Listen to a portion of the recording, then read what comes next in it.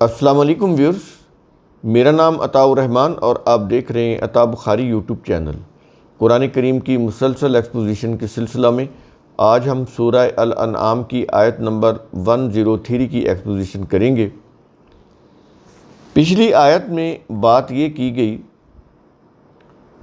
کہ یہ ہے اللہ جو تمہارا رب ہے، جو اتنی بڑی بلند صفات کا حامل ہے۔ یہ تمہارا رب ہے۔ پیچھے اللہ کی بلند صفات بتائی گئی کہ وہ ہر چیز کو پیدا کرنے والا ہے، ایجاد کرنے والا ہے، تخلیق کرنے والا ہے۔ اس کی کوئی بیوی نہیں ہے، اس کی کوئی اولاد نہیں ہے۔ تو جب اتنی بڑی قوتوں کا، اقتدار کا مالک اللہ، تو پھر تم اس کو چھوڑ کر دوسروں کو اپنا الہ مانتے ہو، تو یہ کتنی بڑی جہالت کی بات۔ تو اس کے سوا کوئی الہ نہیں ہے۔ یہ ہے اللہ، بلند و بالا صفات کا حامل۔ اور پھر کہا کہ وہی ہر چیز کا خالق ہے، پیدا کرنے والا۔ جب یہ چیز ہے تو پھر تم اسی کی محکومیت اختیار کرو، اسی کا حکم مانو، اسی کے حکموں کے مطابق اپنی زندگی گزارو۔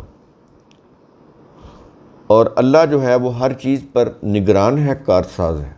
اس کے بعد ہم آتے ہیں آج کے لیکچر پر، سورہ الانعام آیت نمبر 103۔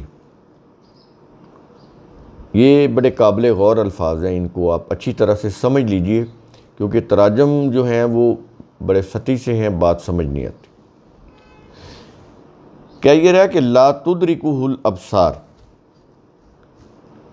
انسانی بصارت، یہ جو آنکھ ہے، انسانی بصارت اللہ کا ادراک نہیں کر سکتی۔ یہ بصارت کے اندر آنکھ آ جاتی ہے، اور آنکھوں سے جب ہم کوئی چیز دیکھتے ہیں تو ہم پھر بصیرت سے کچھ چیزوں کو سوچتے ہیں۔ تو بصیرت کا تعلق پہلے تو دیکھنے سے ہوتا ہے نا۔ جب ہم کسی چیز کو دیکھیں گے ہی نہیں، تو اس کے متعلق کچھ سوچیں گے ہی نہیں، تو ہمیں بصیرت کیسے حاصل ہوگی؟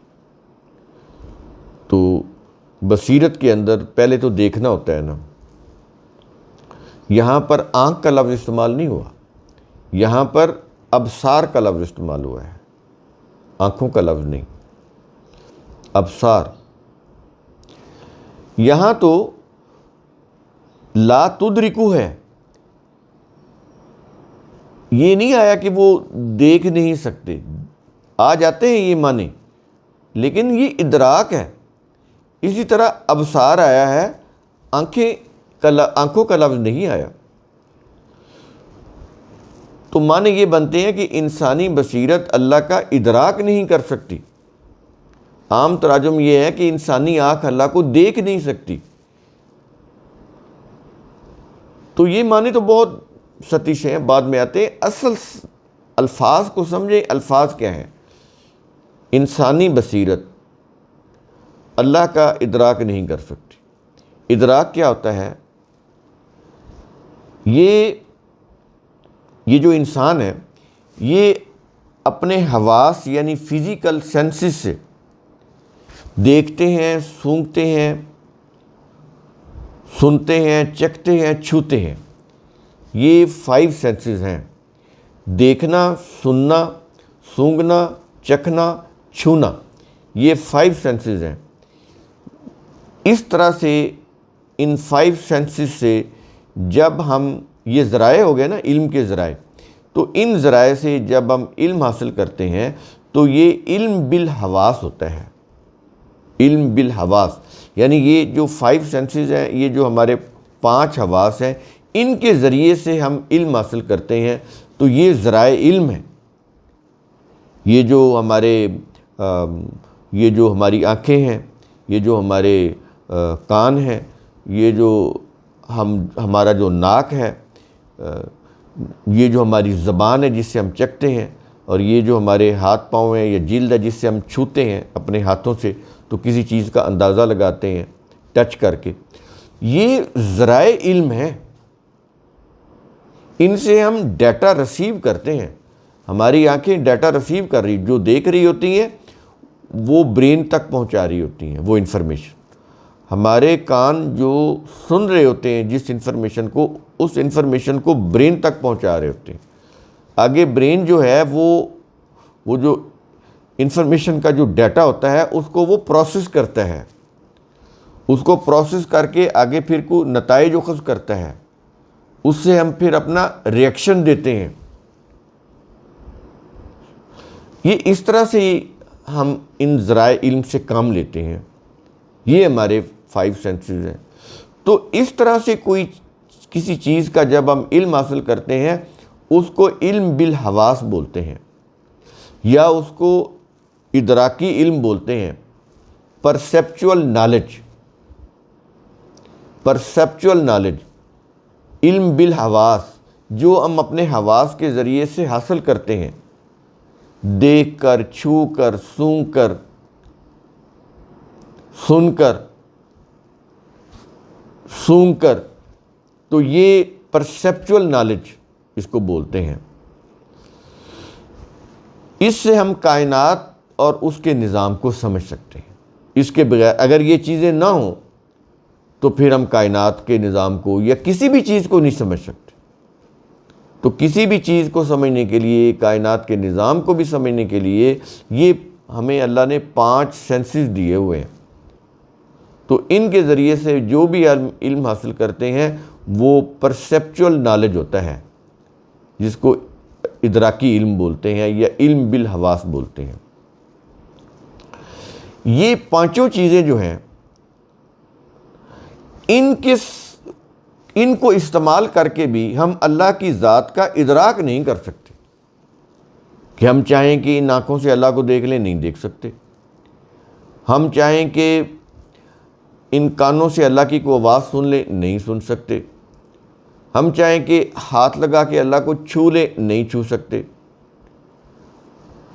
ہم جیسے انسانوں کی وہ آرڈر سے ان کو کمرے میں داخل ہوتا ہے تو پہچان لیتے ہیں ان کے وہ جو باڈی آرڈرز ہوتے ہیں، تو وہ بھی یہ معاملہ نہیں ہے اللہ کے ساتھ. نہ ہم اللہ کو دیکھ سکتے ہیں، نہ سن سکتے ہیں، نہ سونگھ سکتے ہیں، نہ چکھ سکتے ہیں، نہ چھو سکتے ہیں. اس لیے وہ کہتا ہے کہ لیسا کمثلہ شیء، اللہ کو کسی چیز کے ساتھ مثال نہیں دی جا سکتی کہ کسی چیز کے ساتھ تشبیہ کر کے آپ اللہ کو کے بارے میں کوئی کانسیپٹ قائم کر لیں، نہیں کر سکتے آپ. وہاں پر یہ جو 5 سینسز ہیں یہ بھی کچھ کام نہیں کرتی. حالانکہ انہی 5 سینسز سے انسان دنیا میں کتنے بڑے میگا پروجیکٹ وہ بنا رہا ہے، کتنے عالی شان پل بنا رہا ہے، کتنے میگا سٹرکچر کھڑے کر رہا ہے، حیرت انگیز، جسے دیکھ کر انسان حیران ہو جائے. انہی 5 سینسز کو استعمال کر کے، عقل و فکر کو استعمال کر کے ہیلی کاپٹر بنائے، میزائل بنائے، آبدوزیں بنائیں، انٹرنیٹ ایجاد کیا، عجیب و غریب قسم کی کمپیوٹر ایپلیکیشن ایجاد کی. کر رہے نہیں، لیکن اللہ کو نہیں دیکھ سکتے. وہاں پر انسان کا یہ جو پرسیپچول نالج ہے زیرو ہو جاتا ہے. اس لیے وہ کہتا ہے اللہ سبحان ہے، تمہاری تصورات سے بھی بہت بلند ہے، وہاں تک تم پہنچ ہی نہیں سکتے. یہ چیز ہوگی. اگر یہ چیز سمجھ آ جائے تو آپ یہ دیکھیں کتنی ہی چیزیں انسان کی بہتر ہو سکتی ہیں اگر انسان کرنا چاہے. اس لیے تو وہ بیان کر رہا ہے. اور ہماری جتنی بھی مذہب کے عقائد، تصورات، نظریات، سارے کے سارے توہم پرستی پر مبنی ہیں. وہ اس لیے ہیں کہ اللہ کی یہ آیات ہمارے سامنے نہیں ہیں، ہمیں ان کی سمجھ نہیں ہے، ہم ان کو سمجھنے کے لیے تیار نہیں ہیں. اگر یہ اللہ کی یہ آیات سمجھ آ جائے تو جتنی بھی سپرسٹیشنز ہیں، جتنی بھی یہ چیزیں ہیں، ساری ختم ہو جاتی ہیں.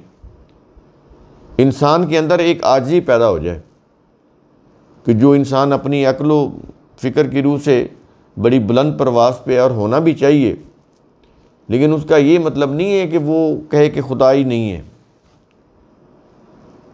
کہ وہ خدا کا ہی انکار کر دے، جیسا کہ ہو رہا ہے آج کل۔ دونوں طرح سے آپ یہ دیکھیں نا، خدا کا انکار ہو رہا ہے۔ جو ایتھیسٹ ہے، جو اپنی عقل و فکر کو استعمال کر رہا ہے، جو ان 5 سینسز کو استعمال کر رہا ہے، وہ بھی اللہ کا انکار کر رہا ہے۔ اور جو کٹڑ مذہب پرست ہیں وہ بھی اللہ کا انکار کر رہے ہیں۔ یعنی آپ کہیں گے یہ کتنی عجیب بات ہے کہ مذہب پرست کیسے اللہ کا انکار کرتے ہیں۔ چلو ایتھیسٹ تو انکار کرتے ہیں، لیکن جو لوگ خدا کو مانتے ہیں، بڑے مذہب پرست ہیں، بڑی وہ عبادت کرتے ہیں، وہ اللہ کا انکار کیسے کر سکتے ہیں؟ وہ تو اللہ کو مانتے ہیں۔ سب سے زیادہ اللہ کا انکار وہی کرتے ہیں جو مذہب پرست ہوتے ہیں، اس لیے کہ انہوں نے اللہ کی کتاب کے پیرلل، اس کے متوازی، اس کے مقابلے میں اپنے مذہب کی مقدس کتابیں بنائی ہوئی ہیں، وہ ان کو فالو کر رہے ہوتے ہیں اور سمجھ یہ رہے ہوتے ہیں کہ یہ اللہ کی تعلیم ہے، یہ اللہ کے احکام ہے، یہ اللہ کی شریعت ہے۔ جو شریعتیں انسانوں نے بنائیں، جو فقہ انسانوں نے بنائیں، جو مذہبی قوانین انسانوں نے بنائے، ان کو کہہ دیا یہ اللہ کی شریعت ہے، یہ اللہ کے قوانین ہیں، یا زیادہ سے زیادہ وہ یہ کہہ دیتے ہیں کہ یہ رسول کی شریعت ہے، شریعت محمدی، دین محمدی، سنت محمدی، یہ کہتے ہیں نا۔ وہ سنتیں، وہ شریعتیں، وہ فقہیں جو انسانوں نے بنائیں اور منسوب کر دی انبیاء سے یہ اللہ سے، لیکن ایکچولی وہ ان کی اپنی بنائی ہوئی، وہ مقدس کتابیں وہ چھائی ہوئی ہیں، ڈومیننٹ ہیں، ان کی روح سے ہمارے عقائد اور مسالک، انہی کی روح سے ہم اپنی زندگی کے سارے یہ جو بھی معاملات ہیں وہ کر رہے ہیں، شادی بیاہ نکاح طلاق وراثت جتنا بھی ہے، قرآن نہیں ہے اس کے اندر، یہ کلیئر کر لیں آپ۔ جو بھی تہوار ہیں، عید کے یا عید میلاد النبی کے یا محرم کے، آگے یہ محرم آ رہا ہے نا، شروع ہو رہا ہے، اب دیکھیے گا کیا ہوتا ہے۔ انہوں نے تو دو مین فرقے ہیں نا، اہل سنت اور اہل تشیع۔ اہل تشیعوں نے پہلے تو وہ اہل تشیعوں نہیں کیا کہ محرم کو انہوں نے بنایا ایک اپنے مذہب کی پہچان، اور اس سے جو بھی خرابیاں پیدا ہوئیں، امت کو ٹکڑے ٹکڑے کر دیا اہل بیت کے نام کے اوپر۔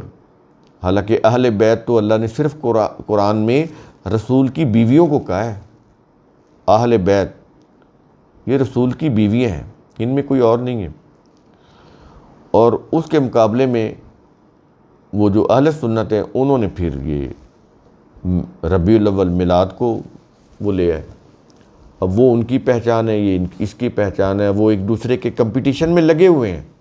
آغاز تو اہل تشیع نے کیا، ان کی کاپی میں انہوں نے پھر وہ ربیع الاول میں میلاد کی چیزیں شروع کر دیں۔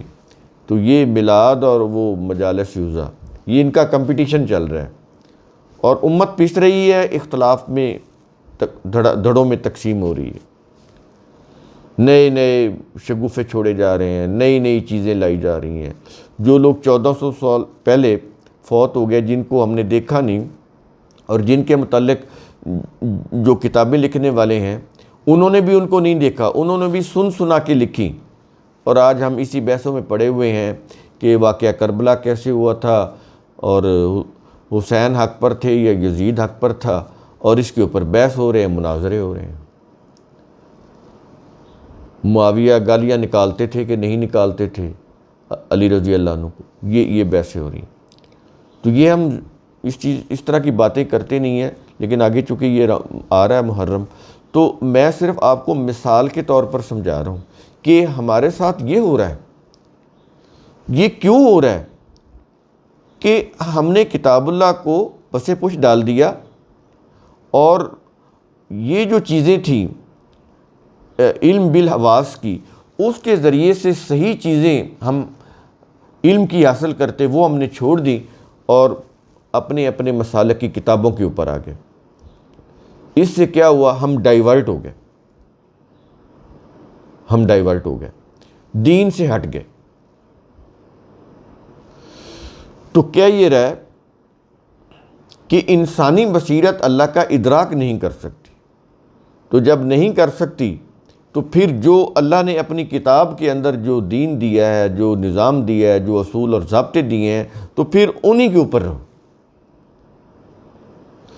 وہ تم سمجھ سکتے ہو، تمہارا جو ادراک ہے ان کو سمجھ سکتا ہے، ان قوانین کو، ضابطوں کو۔ جب تم ان کو اپلائی کرو گے معاشرے میں تو اس سے فوائد حاصل ہوں گے۔ تو اس طرح تم ان کی حقانیت کو بھی جان سکتے ہو کہ یہ اللہ کے دیے ہوئے ضابطے ہیں، کہ جب ان کے اوپر کوئی معاشرہ عمل کرتا ہے تو وہ کامیاب ہوتا ہے۔ اس کے بعد کیا یہ رہا ہے؟ وَهُوَ يُدْرِكُ الْأَبْصَارَ، یعنی اللہ انسانی بصارت کا ادراک کر لیتا ہے، لیکن انسان اللہ کی بصارت کا ادراک نہیں کر سکتا۔ اس کے بعد آیت کے آخر میں کیا یہ رہا ہے؟